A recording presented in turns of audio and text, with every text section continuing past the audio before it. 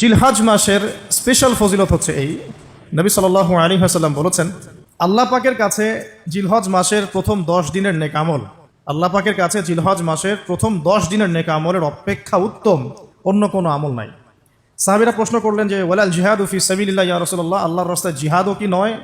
নবী সাল্লাল্লাহু আলাইহি ওয়াসাল্লাম বলছেন ওয়ালাল জিহাদু ফি সাবিলিল্লাহ, এমন কি আল্লাহর পথে জিহাদও নয়, তবে সেই ব্যক্তির কথা ভিন্ন যে ব্যক্তি তার মাল এবং তার নফস নিয়ে বের হয়ে গেছে কিন্তু এটা কোনো কিছু নিয়েই ফেরত আসে নাই, মানে সে শহীদ হয়ে গেছে, সেই ব্যক্তির কথা ভিন্ন। বাকি এই 10 দিনের নেকা আমল আল্লাহ পাকের কাছে অন্য সমস্ত নেকা আমলের চাইতে শ্রেষ্ঠ এবং উত্তম।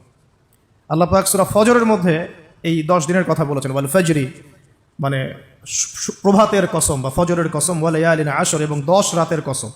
এই ওয়া লায়ালিন আশর 10 রাত বলতে মুফাসসিরিনে কেরাম এই জিলহজের প্রথম 10 দিনকে বোঝান, এই 10 রাতকে বোঝান। আবার সূরা ওয়াস সামাই যাতিল বুরুজ, আমরা সূরা বুরুজ পড়ি, ওয়াল ইয়াউমিল মাউউদ ওয়া শাহিদ ওয়া মাশহুদ, এখানে শাহিদ বলতে আরাফার দিনকে বোঝানো হয়, ওয়া মাশহুদ বলতে জুমার দিনকে বোঝানো হয়। তো এই আরাফার দিনও কিন্তু এই 10 দিনের মধ্যেই পড়ে গেছে। আরেকটা হাদিস এসেছে যে এই 10 দিনের মধ্যে যে আরাফার দিনটা আছে, এই আরাফার দিন সম্পর্কে নবী সাল্লাল্লাহু আলাইহি ওয়াসাল্লামকে জিজ্ঞাসা করা হচ্ছে, ইয়া রাসূলুল্লাহ এই দিনের ফজিলত কি? নবী করিম সাল্লাল্লাহু আলাইহি ওয়াসাল্লাম বলেন আহতাসিবু আলাল্লাহ, আমি আল্লাহর কাছে আশা করি যে এই দিন মানে আরাফার দিনের সিয়াম রোজা, এটা কি হবে? কাফারা মানে মাফের কারণ হবে, গুনাহ মাফের মোচনের কারণ হবে, সানাতাল্লাতি ক্বাবলা ওয়া সানাতাল্লাতি বাদা, মানে বিগত 1 বছরের আগামী 1 বছরের 2 বছরের গুনাহ মাফের কারণ হবে একটা রোজা আরাফার সাওম। সুবহানাল্লাহ। তো এই 10 দিন এর মধ্যেও পড়ে গেছে আবার হজ, এই 10 দিনের মধ্যেই পড়ে গেছে কি? হজ, হজও এর মধ্যে, আবার কুরবানি নাহর এটাও এর মধ্যে। তার মানে এমনি নর্মাল ইবাদত, নর্মাল বলতে আমরা গতানুগতিক যে ইবাদত করি, সালাত, সিয়াম, সাদাকা, হজ, আবার কুরবানি, আবার আরাফার দিন, সব কিছু মিলে এই 10 দিন বা 10 রাত একসাথে। তাহলে এখান থেকে বুঝতে পারছি যে এর গুরুত্ব কতটুকু। এখন প্রশ্ন হচ্ছে আমরা এই 10টা দিন কিভাবে কাটালে পরে একটা ইফেক্টিভ 10 ডেজ কাটাতে পারবো জিলহজ মাসের। তা আমি কয়েকটা পয়েন্ট আপনাদের সাথে শেয়ার করি, আল্লাহ পাক আমরা সবাইকে আমল করার তৌফিক দান করুন। প্রথম যে বিষয়টা খেয়াল রাখতে হবে সেটা হলো নিয়াত বিশুদ্ধ করতে হবে। প্রতিটা হাদিস গ্রন্থের একটা মৌলিক হাদিস হলো ইন্নামাল আমালু বিন্নিয়াত, আরেকটা হাদিস হচ্ছে ইন্নামাল আমালু বিল খাওয়াতিম। আমল ডিপেন্ড করে নিয়াতের উপরে এবং আমল ডিপেন্ড করে শেষ পরিণতির উপরে। মানে একজন মানুষ ভালো পথে চলছে, চলতে চলতে খারাপ হয়ে গেল, ওই অবস্থায় মৌত হলো, তার পরিণতি ভালো হলো না। একজন মানুষ খারাপ পথে চলছে, তওবা করে ফিরে আসলো, এসে ভালো পথে চলা শুরু করে এখানে মৃত্যুবরণ করলো, তার পরিণতি ভালো হবে। ইন্নামাল আমালু বিল খাওয়াতিম, আমল শেষের উপর নির্ভর করে, আর আমরা তো জানি না যে কার শেষ কখন। এই কারণে সবসময় আমলে ব্যস্ত থাকা উচিত। আল্লাহ পাক তৌফিক দান করুন।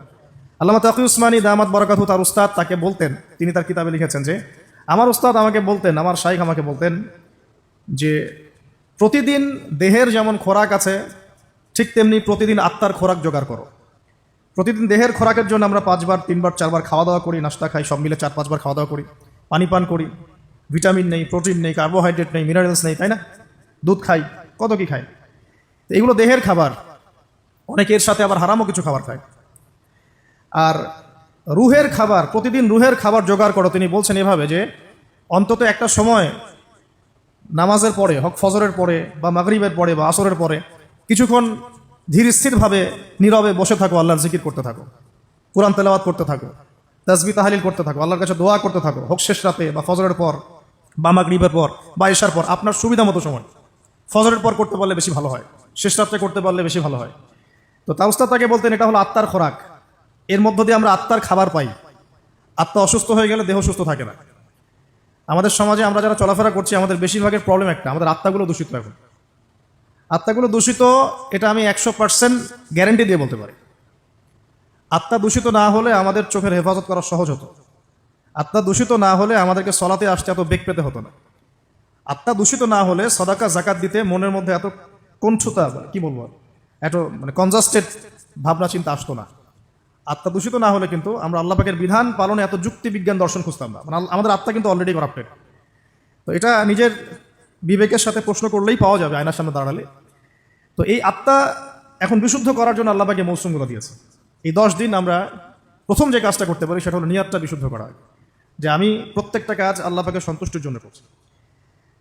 এর আগে যারা দিনের পথে চলেছেন, কাজ করেছেন, শ্রম দিয়েছেন, দায়ী ছিলেন, মুহাদ্দিস, মুফতি, মুজাহিদ তারা ছিলেন, তারা একটা বিষয় খুব খেয়াল রাখতেন, অনেকগুলো কিতাব পড়াশোনা করে এই জিনিসটা আমি পেয়েছি, অনেকগুলো কিতাবই আছে যে তারা যে কোনো কাজ করার আগে একটু ধীরস্থিরভাবে বসতেন বা 1 মিনিট একটু চিন্তা করতেন, আগে নিয়াতটা খালাস করতেন, আমি এই কাজটা আল্লাহর জন্য করছি। আমরা ব্যস্ততার সাথে অনেক সময় চলাফেরা করে এই নিয়াতটা খালাস করার সময় পাই না। তো আগেকার যারা বড় বড় বুজুর্গ ছিলেন তারা নিয়াতটা আগে খালাস করে নিতেন, এই কাজটা আমি আল্লাহর জন্য করছি, তারপরে কথা বলা শুরু করতেন, তারপরে নামাজে দাঁড়াতেন, তারপরে সাদাকা করতেন, তারপরে দাস দিতেন। মানে আগে একটু চুপ করে বসে থাকতেন যে আমি কাজটা আল্লাহর জন্য করছি। তো আমরা একটু এই যে 2-3 দিন হাতে আছে আমাদের, নিয়াতটা আগে বিশুদ্ধ করবো যে আমি যে আমলই করব সেটা নামাজ হোক, রোজা হোক, হজ হোক, যাকাত হোক, কোরবানি যাই হোক, শুধু আল্লাহর জন্য করবো, শুধু আল্লাহর জন্য, শুধু আল্লাহর জন্য, শুধু আল্লাহকে রাজি খুশি করার জন্যই সব করতে হবে। এটাই হলো আপনার বিশুদ্ধ নিয়াত। এরপরে এই 10 দিনের মূল কাজ হবে তওবা করা। এই 10 দিন বেশি বেশি আল্লাহর কাছে তওবা ইস্তেগফার করতে হবে, কারণ এই 10 দিনে হজ আছে। আর হজের সময় আরাফার মাঠে যে হাজিরা অবস্থান করেন, বলা হচ্ছে যে আরাফার মাঠে কোনো হাজি যদি 1 মিনিটও অবস্থান করে তার হজ হয়ে গেছে। এত গুরুত্বপূর্ণ। দেখেন, এখন যদি আরাফার মাঠে গিয়ে আমি 6 মাস বসে থাকি, ওই ফজিলত পাবো না যা ওই সময় পাবো। এটা আল্লাহর হুকুম, আল্লাহর হুকুমের এহমিয়াত এটা। এখন যদি আমি আপনি আরাফার মাঠে বসে থাকি সারাদিন সারা রাত, ওই ফজিলত পাবো না যেটা হজের সময় পাওয়া যাচ্ছে। হজের মাঠে আরাফার মাঠে যত হাজিরা আসবে, লক্ষ লক্ষ হাজি, তাদেরকে উদ্দেশ্য করে আল্লাহ পাক বলেন, ফেরেশতাদেরকে বলেন, দেখো আমার বান্দারা কি চায়, দেখো ওরা উস্কো খুস্কো চুল নিয়ে এসেছে, ধুলো মলিন হয়ে এসেছে। আরেকটা জায়গা আছে যে ওই দিন আল্লাহ রাব্বুল আলামিন এত অধিক সংখ্যক বান্দাকে জাহান্নাম থেকে মুক্তি দেন যেটা আর কখনো দেন না, এবং ওই দিন শয়তান নিরাশ হয়ে পড়ে। তাহলে এই 10 দিনে আমরা যারা যেতে পারছি না হজে, আমাদের কাজটা তাদের সাথে একাত্মতা পোষণ করে তওবা করতে থাকে। মানে ইউনিটিটা কেন? যেমন ধরুন একটা হাদিস বলি যে আরাফার এই জিলহজ মাসের চাঁদ ওঠার আগেই যারা কুরবানি করতে সক্ষম, আমরা যারা কুরবানি করতে চাই, তাদেরকে নখ চুল এগুলো কাটতে নিষেধ করা হয়, তাই না? চাঁদ উঠে গেলে নখ চুল এগুলো কাটতে নিষেধ করা হয়, এর হাদিসেই আছে। আর এর আগে কেটে ফেলতে বলা হয় যে নখটা আগে কেটে ফেলেন, চুলটা আগে কেটে ফেলেন, দাড়ি আবার কাটতে যায় না, নখ আর চুল। তাতে কি হবে, আমরাও একটা ওই যে যারা আমরা মানে হজ করতে যেতে পারি নাই তাদের সাথে আমাদের একটা একাত্মতা হলো, কিন্তু তারাও যেমন এগুলোকে স্যাক্রিফাইস করলেন, আমরা আমাদের জায়গা থেকে স্যাক্রিফাইস করলাম এবং এই নেকিটা পেলাম, একটা কুরবানি নেকি পেয়ে গেলাম ইনশাআল্লাহ। কিন্তু আমি কিন্তু ওখানে গিয়ে কুরবানি করতে পারি নাই, তাহলে সারা মুসলিম বিশ্বের সাথে একটা একাত্মতা পোষণ করা হলো, ইউনিটি দেখা হচ্ছে এখানে। এই জিনিসটাই ওখানে তারা তওবা করেন, আমরা এই সারা এই 10টা দিন 10টা রাত তওবা ইস্তেগফার করতে থাকবো। আল্লাহ পাক তৌফিক দান করেন। কমপক্ষে দিনে 100 বার আস্তাগফিরুল্লাহ ওয়া আতুবু ইলাইহি, এটা বলা উচিত। এরপর একটা বললাম নিয়াত, এরপরে তওবা। এরপরের কাজটা হচ্ছে, বলে ফেলেছে অলরেডি, যে আমাদের চুল নখ যেগুলো আছে এই 2-3 দিনের মধ্যে কেটে ফেলবেন।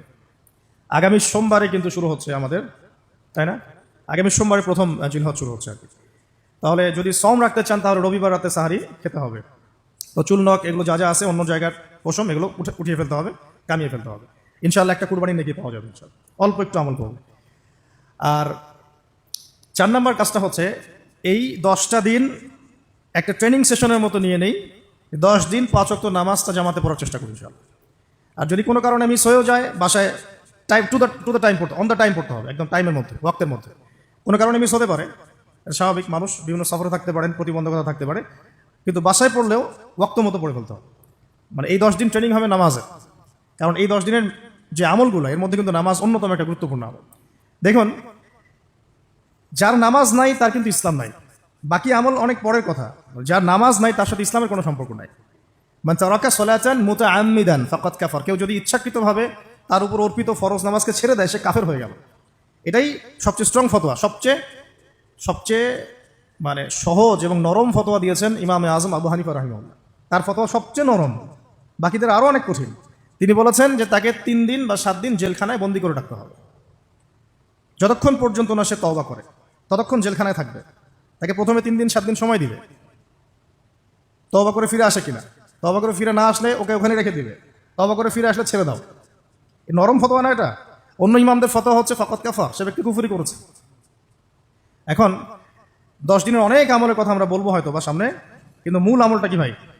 নিয়াত বিশুদ্ধ করে তওবা করতে থাকা, নামাজটা শক্ত করে ধরা। আল্লাহ পাক সবাইকে নামাজ ধরার তৌফিক দান করুন। এবং ফরজ নামাজের সাথে 17 রাকাত ফরজ নামাজের সাথে বেতর পড়বেন 3 রাকাত। আর চেষ্টা করবেন যে 12 রাকাত এক্সট্রা নামাজ পড়ার জন্য। 12 রাকাত এক্সট্রা নামাজ মানে ফজরের আগে 2, জোহরের আগে 4 এবং পরে 2, মাগরিবের পরে 2, এশার পরে 2। এই যে 12, এটা যে ব্যক্তি পড়বে তার জন্য জান্নাতে একটা করে ঘর তৈরি করা হয়। তো এই আমলের মৌসুমটা কাজে লাগাই, এর প্রত্যেকটা দিন প্রত্যেকটা রাত কিন্তু গুরুত্বপূর্ণ। তো নামাজটা আমরা খুব ভালো করে ধরার চেষ্টা করবো এবং 12 রাকাত এক্সট্রা নামাজ পড়ার চেষ্টা করবো ইনশাআল্লাহ। আল্লাহ পাক তৌফিক দান করুন। আর যদি রাত্রে জাগতে পারি আরও ভালো হয়, ফজরের আগে যদি 1 ঘন্টা জাগতে পারি, ওই যে আমরা যেমন লাইলাতুল কদরে তালাশ করার জন্য জাগতাম, শেষ দশক ইতিকাফ করতাম, সেভাবে শেষ রাতে ওঠার চেষ্টা করি। আল্লাহ পাক আমাদের সবাইকে তৌফিক দান করুন, আমিন। এবং এই সময় বেশি বেশি দোয়া করা উচিত, বেশি বেশি জিকির করা উচিত, তাসবিহ তাহলিল করা উচিত এবং বেশি বেশি সলাতের সেজদায় আল্লাহর কাছে নিজের চাওয়াগুলো পেশ করা উচিত। আর এরপরে আমরা যে কাজটা করব এই 10 দিনে, সেটা হলো সওম রাখা, গুরুত্বপূর্ণ কাজ, রোজা রাখা। আমরা চেষ্টা করব 10টা রোজা রাখার জন্য, যদি না পারি অন্তত পক্ষে আরাফার সওম। আরাফার সওম কবে, এটা নিয়ে একটা বিতর্ক সামনে আসছে আহলুল ফেসবুক ওয়াল জামায়াতের মধ্য দিয়ে, ঠিক আছে? 10 তারিখে রাখবেন না 9 তারিখে রাখবেন, এটা নিয়ে একটা বাহাস আবার সামনে আসবে। তা আমি আমার পক্ষ থেকে আপনাদেরকে একটা সলিউশন দিই যে আরাফার সওম 9 তারিখ, ঠিক আছে? আরাফার মাঠে যেদিন হাজিরা থাকবেন, অনেক কনফিউশন দেখতে পারেন, আপনি 2 দিনই রেখে দিবেন, জামাল শেষ, কোনো সমস্যা। একটা রোজা রাখলে কি এমন হবে? আরও ভালো, আমরা তো ইয়াং, আমরা রাখতে পারবো ইনশাল্লাহ, না খেয়েও রাখতে পারবো ইনশাল্লাহ। পানি যদি নাও খেতে পারেন, 1 ঢোক পানি খেয়েছেন সাহারিতে, ওটা দিয়ে রোজা রাখা যাবে না ইনশাল্লাহ। তো আমরা পারবো। আমাদের মনের মধ্যে শয়তান কিছু দুর্বলতা সৃষ্টি করে, আল্লাহর পথে বেরিয়ে গেলেই দেখবেন শক্তি আল্লাহর পক্ষ থেকে আসে। অনেক সময় অলসতা আসতে পারে যে মনে হয় পারছি না, মনে হয় পারবো না, এটা যখন নেমে যাবেন দেখবেন পারছেন ইনশাল্লাহ। তো আমরা সহজ সমাধানে যাই, 2টা রোজাই রাখবো ইনশাল্লাহ, ঠিক আছে? কি হবে তাহলে? আগের 1 বছর, পরের 1 বছর, 2 বছরের গুনাহ মাফ হবে ইনশাল্লাহ, ঠিক আছে? তো এখন আমরা আরাফার সওম তো আসতে দেরি আছে, আমরা এই 10 দিন যতগুলো করে সম্ভব রোজা রাখার চেষ্টা করি। যেহেতু সোমবারেই শুরু হচ্ছে, সোমবার আবার রোজা রাখা কি সুন্নাহ, সোমবার একটা রাখতে পারি, আবার বৃহস্পতিবার একটা রাখতে পারি, 2টা হয়ে গেল। আবার আরাফার 2টা রাখতে পারি, 4টা হয়ে গেল। অন্তত 4টা 5টা রাখার চেষ্টা করি, আর যারা পারবেন 10টাই রাখার চেষ্টা করেন। আল্লাহ পাক তৌফিক দান করেন।